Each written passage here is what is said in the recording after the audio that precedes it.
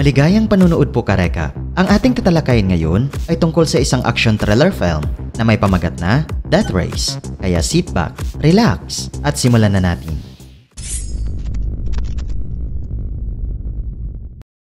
Nagsisimula ang pelikula mga karekap nang ipinakita sa atin ang pagbagsak ng ekonomiya ng US na nagresulta sa mataas na rate ng kawalan ng trabaho at krimen. Dahil dito ay dumami ang mga preso sa kulungan kaya kinuha sila ng mga pribadong korporasyon upang mapakinabangan. Pagkatapos ay ipinakita sa atin ng isang Terminal Island Penitentiary na pinamahalaan ng malupit na warden na si Claire Hennessy. Kumikita siya sa pamamagitan ng pagsasagawa ng death race kung saan nakikipagkompetensya ang mga bilanggo sa nakakamatay na larong ito. Nakipaglaban sila para sa kanilang kalayaan sa pamamagitan ng mga sasakyan na ini-improvise at nilagyan ng maraming armas. Ang gantimpala sa mga bilanggo kung mananalo sila ng 5 magkakasunod na karera ay ibibigay sa kanila ang kanilang kalayaan. Sa sumunod na eksena karekap ay makikita natin ang isang kapanapanabik na karera sa pagitan ng huling 2 kalahok na sina Frankenstein at Machine Gun Joey. Sila ay mahigpit na nakikipagkompetensya at umaatake sa kanilang mga sasakyan.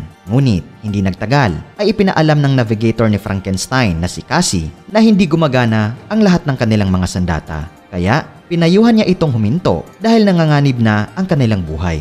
Gayunpaman, tumanggi si Frankenstein na hayaang manalo si Joey at patuloy na nagmaneho ng sasakyan. Pagkatapos ay inutusan niya si Cassie na lumabas ng kotse kung saan nag-aatubili itong sumang-ayon. Sa kasamaang palad, ilang sandali pa ay pinakawalan ni Joey ang isang bomba at sinira nito ang sasakyan ni Frankenstein nang malapit na siya sa finish line. Pagkatapos ay ipinakilala sa atin karekap ang bida ng pelikula na si Jensen na isang dating convict na ngayon ay nagtatrabaho sa isang steel mill. Nagpupumilit siyang matustusan ang pangangailangan ng kanyang pamilya kaya doble ang kanyang kayod. Ang masama pa nito, isang araw ay dumating ang mga pulis sa gilingan ng bakal at pinasara ito dahil sa iligal na operasyon. Kaya nalagay si Jensen sa isang mas desperado na sitwasyon. Pagkatapos ay umuwi siya na nasiraan ng loob at ibinahagi niya ang masamang balita sa kanyang asawa. Gayunpaman, positibo ang kanyang asawa at tinitiyak sa kanya na makakahanap sila ng paraan para maayos ang mga bagay-bagay. Ang mag-asawa ay nagsimulang maging romantiko, ngunit biglang umiyak ang kanilang anak na babae sa itaas na palapag. Kaya, nag-udyok ito kay Jensen na umakyat sa itaas habang ang kanyang asawa ay patuloy na nagluluto sa kusina. Pagkaraan ng ilang sandali ay bumalik siya sa ibaba at sobrang kinabahan nang makita ang kanyang asawa na nakahandusay na sa sahig. Sa sandaling lumingon siya ay isang nakamaskara na attacker ang nag-spray ng kung ano sa kanyang mukha. Pagkatapos ay inilagay ng masamang tao ang isang dugoang kutsilyo sa kamay ni Jensen at umalis. Pagkatapos gumawa ng isang shooting gesture gamit ang kanyang mga kamay. Hindi maintindihan ni Jensen kung ano ang nangyayari at di nagtagal ay nahimatay siya. Nang nagising siya, ay laking gulat niya nang makita ang ilang mga pulis na nakapaligid sa kanya. Hinala nila na siya ang pumatay sa kanyang asawa at agad na inaresto nang walang narinig na paliwanag. Pagkatapos ay nag-fast forward ang pelikula mga karekap, 6 na buwan na ang nakalipas, kung saan inilipat si Jensen sa Terminal Island Penitentiary. Doon ay isang sadistang gwardiya na nagangalang Ulrich ang tumanggap sa kanya at pinaliguan siya na nagyayelong tubig at nag-utos sa isa pang gwardiya na bugbugin siya. Pagkatapos nito ay dinala si Jensen sa kanyang selda kung saan muli siyang binantaan ng kanyang kasama sa selda. Gayunpaman, mabilis na gumanti ang ating bida sa pamamagitan ng pagpapatumba sa 3 lalaki. Kinabukasan, habang siya ay tahimik na nananghalian, ay dumating ang isa pang bilanggo na nagangalang Pachenko at sinubukan siyang guluhin ng walang dahilan. Tinawag niya si Jensen na isang asawang mamamatay tao at nagtanong kung nakapatay na rin ba siya ng mga bata.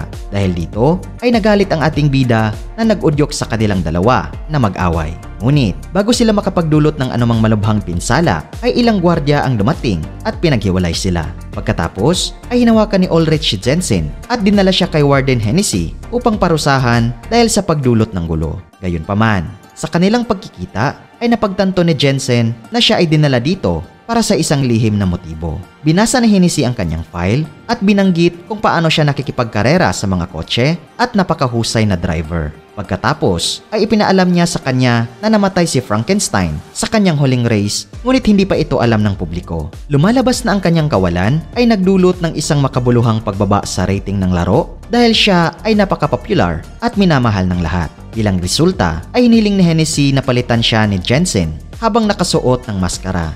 Inihayag niya na walang makakita sa mukha ni Frankenstein at ang kanyang tunay na pagkakakilanlan ay nanatiling hindi kilala. Inaangkin din niya na si Frankenstein ay nanalo na ng 4 na karera at kailangan na lang ni Jensen na manalo sa susunod para maging malaya na siya. Nang marinig ito, sa una ay nag-aatubili si Jensen, ngunit nang magbanta si Hennessy sa kanya ay wala siyang pagpipilian kundi ang pumayag. Pagkatapos nito ay ipinakilala niya si Jensen sa 3 bilanggo na pinangalanang Coach, Gunner at List na siyang mga mekaniko ng sasakyan ni Frankenstein. Lumalabas na kabilang sila sa ilang tao na nakakaalam tungkol sa pagkamatay ni Frankenstein. Pagkatapos ay pinakilala nila ang isa't isa at inilarawan ni Coach ang istruktura ng race na sumasaklaw ng 3 araw at nahahati sa 3 yugto. Ang unang 2 yugto ay eliminatory na nangangahulugan na ang layunin ay upang tapusin ito ng buhay. Sa huling yugto, ang bilis ay mahalaga dahil ang unang tao na makatawid sa finish line ang siyang mananalo. Ang bawat kalahok ay sasamahan ng isang navigator na isang babaeng preso. Pagkatapos ay nagsimulang talakay ni List ang ilan sa mga kalaban ni Jensen, kabilang ang kanyang pinakamalaking karibal na si Machine Gun Joey. Nariyan si Pachenko na nakilala na niya, ang Chinese-American driver na si 14K, si Grimm na umiidolo kay Hennessy, at si Colt na isang dating professional na racer. Sa sandaling ito karekap ay napansin ni Jensen ang isang van na dumating kasama ang isang grupo ng mga bilanggo na pinapayagang magtrabaho sa labas. Nakasuot sila ng mga tracking device sa kanilang mga pulso upang maiwasan ang anumang pagtatangka na tumakas. Nang makita ito, ay nabigla si Jensen dahil ang lalaking nakamaskara na pumatay sa kanyang asawa ay mayroon ding katulad na tracking device. Kinabukasan ay sinimula na ang unang yugto ng death race at binigyan si Jensen ng kasuotan, maskara at maging ang singsing ni Frankenstein. Maya-maya ay dumating ang babaeng preso na magsisilbing navigator at sinamahan ni Cassie si Jensen sa sasakyan. Ipinakilala niya ang kanyang sarili, ngunit sinabi ng babae sa kanya na ihinto ang pagbabalat kayo dahil alam niya ang lahat. Sa sandaling ito karekap ay dumating si Coach at sinabi kay Jensen na maaari niyang tanggalin ang kanyang maskara dahil ang mga bintana ay gawa sa madilim na salamin. Pumayag si Jensen at nang makita ni Cassie ang kanyang mukha ay sinabi ni Cassie na mas gwapo siya kaysa huling Frankenstein. Di nagtagal ay nagsimula na ang live broadcast ng death race kung saan nagkaroon ito agad ng 12 milyon na mga manonood. Bago magsimula ang karera ay nakipag-ugnayan si Jensen kay Coach na nagpapayo sa kanya na huwag manguna kaagad upang maiwasang mapatay. Nagsimula na ang karera at ginawa ng lahat ng bilanggo ang kanilang makakaya upang mabuhay. Ginagabayan ni Cassie si Jensen sa mga shortcut na dapat niyang gawin sa track. Nasasabik ang mga manonood na makitang muli sa Frankenstein at mabilis na umabot ng 45 million views ang live broadcast nila. Sa isang punto ay pinatay ni Grimm ang isang minor de edad na driver sa pamamagitan ng pagtulak ng kanyang sasakyan dito, ngunit hindi nagtagal ay nasagasaan siya ni Joey at napatay. Pagkatapos ay sinubukan ni Jensen na i-activate ang kanyang mga armas, ngunit ang machine gun ng kanyang sasakyan ay nag-jump. Nag-udyok ito kay Cassie na ipagsapalaran ang kanyang buhay sa pamamagitan ng pag-akyat sa upuan ng gunner para ayusin ito. Ang isa pang navigator ay patuloy na pinaputokan siya, ngunit nailigtas siya ni Jensen sa pamamagitan ng kanyang mabilis na pagmamaniobra. Kasunod nito ay maraming driver ang nagsama-sama laban kay Jensen na naniniwalang siya ang totoong Frankenstein. Ang kanyang sasakyan ay nagkaroon na ng malaking pinsala at ang manipis na balote ay nagsimula ng magiba sa patuloy na pag-atake.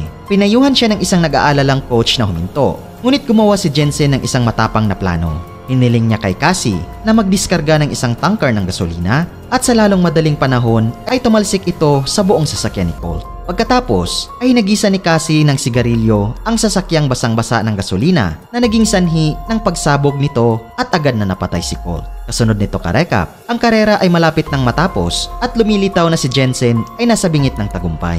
Gayunpaman, tinawag siya ni Pachenko mula sa kanyang bintana at ginamit ang parehong galaw ng kamay gaya ng nakamaskarang salarin noong gabing iyon. Sa wakas ay napagtanto ni Jensen na ang lalaki ay ang pumatay sa kanyang asawa. Natigilan siya sa pagkabigla na naging dahilan na madaanan siya ng iba pang mga driver. Sa huli, si Jensen ay nagtatapos sa huling pwesto habang si Pachenko ang nauna. Nang maglaon, ang isang galit na si Jensen ay lumapit kay Hennessy at ipinaalam sa kanya na hindi na siya sasali sa karera. Ngunit, ang tusong babae ay naglabas ng larawan ng kanyang anak na babae kasama ang kanyang bagong kinikilalang magulang. Sinusubukan niyang i-blackmail siya sa pamamagitan ng pagsasabi na hindi na siya makikita ng kanyang anak na babae.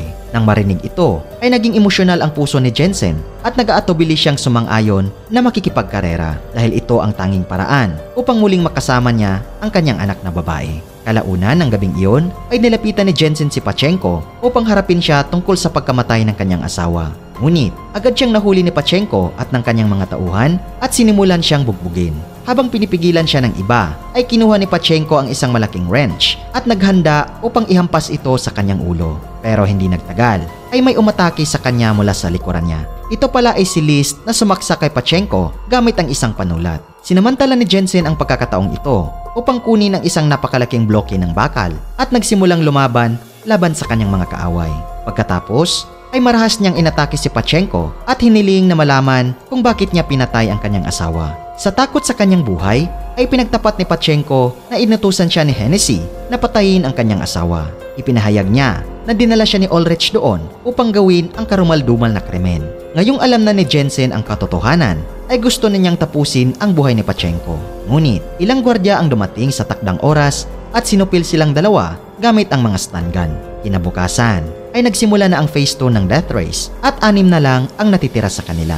Gayunpaman, sa pagsisimula ng karera, si Jensen ay nagmamaneho sa napakabagal na bilis na para bang balak niyang magpatalo. Pagkatapos ay tinanong niya si Cassie tungkol sa katotohanan sa likod ng pagkamatay ni Frankenstein at binantaan niyang paalisin ang babae kapag hindi siya nito sasagutin. Sa huli ay inamin ni Cassie na sinasabotahin niya ang kotse ni Frankenstein na nagresulta sa pagkamatay nito. Inamin niya na si Hennessy ang nag-utos sa kanya na gawin ito at nangako na palayain siya bilang kapalit. Inihayag din ni Cassie na hindi niya sinasadya na patayin si Frankenstein, ngunit sa halip ay pigilan silang dalawa na manalo at sa gayon ay hindi makalabas ng bilangguan. Nang marinig ito, si Jensen ay natatakot at napagtanto na ang pagtakas mula sa impyernong ito ay imposible. Dahil sa galit ay binilisan niya ang kanyang takbo at itinuon ang tingin kay Pachenko upang maghiganti sa kanyang asawa. Marahas na nag-away ang dalawa at pagkatapos ay walang ingat na sinunggaban ni Jensen si Pachenko at nag-activate ng smoke grenade. Pinipigilan nito ang paningin ng mamamatay tao na naging dahilan upang bumagsak siya sa isang konkretong harang. Nagawa niyang mabuhay, ngunit pinahinto ni Jensen ang kanyang sasakyan at pinitik ang kanyang leeg. At sa wakas ay naalis si Pachenko sa laro. Nang masaksihan ito ay lalong nababalisa si Hennessy. Nagpadala siya ng mabigat at pinatibay na 18-wheeler na truck na kilala bilang Dreadnought upang patayin ang mga racers at paramihin ang kanilang mga viewers. Ang delikadong sasakyan na ito karekap ay kumitil ng buhay ng maraming racers at sa huli si Jensen at Joey na lang ang natitira. Napagtanto nila na hindi nila kaya itong harapin ng mag-isa, kaya nagpasya ang dalawa na magsama-sama at gibain ang truck. Inatake nila ang Dreadnought mula sa magkabilang direksyon habang iniiwasan ang walang tigil na pag-atake nito. Nang lumitaw ang isang trap manhole sa kanilang dinadaanan, ay hinampas nila ito ng dalawang gulong na nagpa-trigger sa mekanismo nito. Ito ay nagiging sanhi ng pagtaas ng bitag at ang truck ay bumangga dito na nagresulta sa pagkasira nito. Pagkatapos ng laro, ay tanging sina Jensen at Joey na lang ang uusad sa ikatlo at huling yugto ng karera. Pagkaraan ng ilang sandali, ay nilapitan ni Joey si Jensen at pinahayag ang kanyang mga hinala na siya si Frankenstein. Itinuro niya na ang kanilang mga tinig ay tila magkatulad at nagbabanta na alisan siya ng maskara. Samantala, sina Hennessy at Ulrich ay nagsasabwatan upang patayin si Jensen dahil siya ay nagiging isang hadlang na sa kanila. Ipinahayag ni Ulrich ang pag-aalala tungkol sa broadcast, ngunit sinabi ni Hennessy na si Frankenstein ay isang maskara lamang na maaring isuot ng sinuman. Nagpasya ang dalawa na magtanim ng bomba sa ilalim ng kotse ni Jensen at patayin siya bukas. Kinabukasan ay ito na ang huling araw ng karera at si Jensen ay nagplano kasama ang kanyang mga mekaniko. Hiniling niya sa kanila na panatilihin ang kalahating galon ng gasolina bilang reserba, bagaman hindi niya ibinunyag kung bakit. Pagkatapos noon ay nilapitan niya si Joey at iminungkahi na mag-usap sila dahil sila na lang ang natitira sa karera. Pagkatapos, si Hennessy ay nagbigay ng masiglang pahayag sa mga bilanggo habang si Ulrich ay naglagay ng bomba sa kotse ni Jensen. Malapit nang magsimula ang laban at ang magkarera ay nagbibigay sa isa't isa ng mahigpit na kompetisyon. Nang subukan ni Jensen na gamitin ang kanyang mga armas, ay natuklasan niya na ang mga ito ay na-deactivate ng mga organizer. Samantala, si Joey na may ganap na akses sa mga mapagkukunan ay patuloy na umaatake sa kanyang karibal na talagang nagpapasaya sa warden. Di nagtagal ay nagpaputok si Joey ng isang serye ng missile kung saan tumagos ito sa pader kaya nagkaroon ito ng malaking butas. Pagkatapos nito, ang dalawang sasakyan ay nagmaneho palabas ng bilangguan na ikinagulat ng lahat. Galit na galit si Hennessy nang makita ito at napagtanto na ang dalawang magkaribal ay nagsabwatan laban sa kanya. Dahil dito ay sinubukan niyang pasabugin ang bomba ngunit hindi nagtagumpay dahil natuklasan at inalis na ito ni Coach at ng kanyang kupunan. Pagkatapos ay galit niyang itinigil ang live broadcast na pinapanood ng 75 million katao. Sa sumunod na eksena ka-recap ay nagpadala si Hennessy ng mga helicopter at mga sasakyan ng pulis upang hulihin ang dalawang bilanggo. Nang papalapit na ang mga sasakyan ng pulis, ay inilabas ni Jensen ang kalahating galon ng reserbang tangke na tumama sa lahat ng sasakyan. Hindi nagtagal ay nakatawid ang dalawa sa tulay na nag-uugnay sa isla ng bilangguan patungo sa mainland. Nang makakita sila ng helicopter na paparating, ay inialok ni Cassie ang kanyang sarili bilang pain dahil natanggap na niya ang kanyang release paper. Ilang sandali pa, ay bumagsak ang sasakyan ni Jensen at agad na nilapitan ng mga helicopter. Isang taong nakamaskara ang lumabas sa kotse at nakasuot ng Frankenstein na costume na nakataas ang kanyang mga kamay. Iniisip ng lahat na ito si Frankenstein, ngunit ito pala si Cassie na nagbalat kayo. Samantala, sina Jensen at Joey ay nakasakay na sa tren at nakatakas sa lugar. Sinabi ni Joey na pupunta siya sa Miami at inanyayahan si Jensen na sumama sa kanya. Ngunit, ipinahayag ng ating bida ka-recap na kailangan niyang hanapin muna ang kanyang anak na babae. Pagkatapos, ay bumalik ang eksena sa bilangguan at ipinaalam ni Ulrich kay Hennessy na sa kabila ng kaguluhan ay nakuha na nila si Frankenstein. Hindi pa rin alam ng mga tanga na maling tao pala ang nahuli nila. Tuwang-tuwa si Hennessy na ang karera ay umakit ng napakaraming bilang ng mga manonood at kumita siya ng milyon-milyong dolyar. Ilang sandali pa ay napansin niya ang isang regalo sa kanyang mesa na binabati siya sa kanyang record-breaking na rating. Ngunit, nang buksan niya ito, ay kinilabutan siya na matuklasan na ito pala ang parehong bomba na itinanim nila sa kotse ni Jensen. Sa sandaling ito ka-recap, ay pinasabog ni Coach ang bomba sa kanyang pagawaan na agad na nagdulot ng malaking pagsabog na ikinamatay ni na Hennessy at Ulrich sa lugar. Pagkatapos, ay nag-fast forward ang pelikula mga ka-recap. 6 na buwan na ang nakakaraan sa Mexico kung saan makikita natin sina Joey at Jensen na nagtatrabaho bilang mekaniko at sinusubukang mamuhay ng tapat. Isang araw, habang nagtatrabaho sila, ay biglang sumulpot si Cassie at excited silang magkayakap ni Jensen. Pagkatapos, ay binanggit niya na nagkaroon siya ng maliit na issue sa kanyang mga release paper na naging sanhi ng pagka-delay ng kanyang paglaya. Masaya si Jensen na makita siya at ipinakilala siya sa kanyang anak. At dito nagtatapos ang pelikula mga ka-recap. Kung nagustuhan nyo ka-recap ang movie recap natin ngayon, ay inanyayahan kita na mag-subscribe at pakipindot na din ang notification bell para palagi kang updated sa mga susunod naming videos. Maraming salamat sa panunood. Cheers!